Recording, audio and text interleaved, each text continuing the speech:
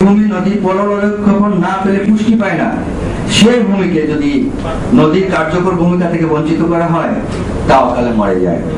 বাংলাদেশের দক্ষিণ পশ্চিমাঞ্চলের বাসিন্দারা তাই এক মৃত ভূমির বাসিন্দা।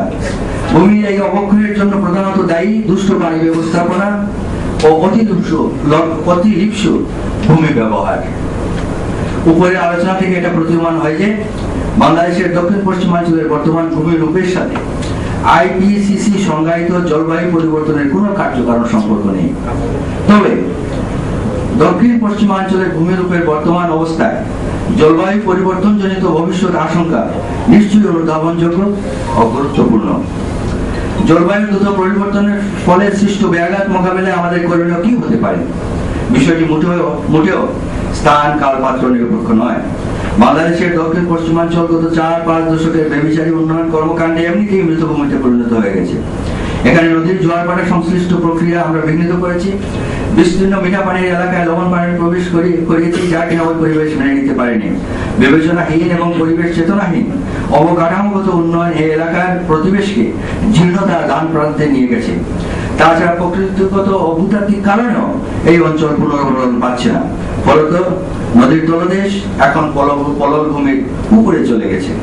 তাই বাংলাদেশের দক্ষিণ পশ্চিমাঞ্চলের জলবায়ু পরিবর্তনজনিত দুর্যোগ মোকাবেলায় প্রথমত এই অঞ্চলের নদীগুলোকে অবমুক্ত করতে হবে এবং এটা অতি অবশ্যই করতে হবে।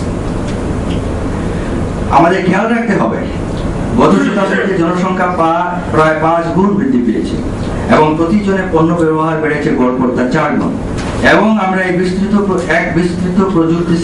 প্রয়োগ শৃঙ্খলে আবদ্ধ হয়েছি, যা পরিবেশকে অপ্রয়োজনীয়ভাবে ক্ষতিগ্রস্ত করছে।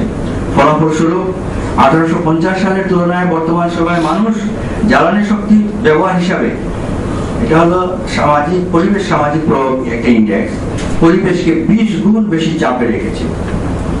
পরিবেশকে সুস্থ রেখে জলবায়ু পরিবর্তন শ্লথ বা সহনীয় মাত্রায় রাখতে তাই আমাদের দীর্ঘপ্রসারী সামাজিক বোধ তৈরি করতে হবে এবং অর্থনৈতিক কর্মকাণ্ডকে অবশ্যই প্রতিবেশী তাল ও লয় মেনে চলতে হবে।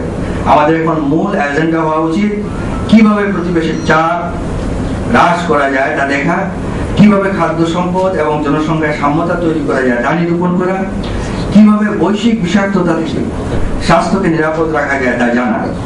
পরিশেষে বলা যায় বিজ্ঞান ও বিচার বুদ্ধি বিরাজমান থাকবে এবং জনগণ ও রাজনীতিকরা তা অনুধাবন করবেন। সবাইকে ধন্যবাদ।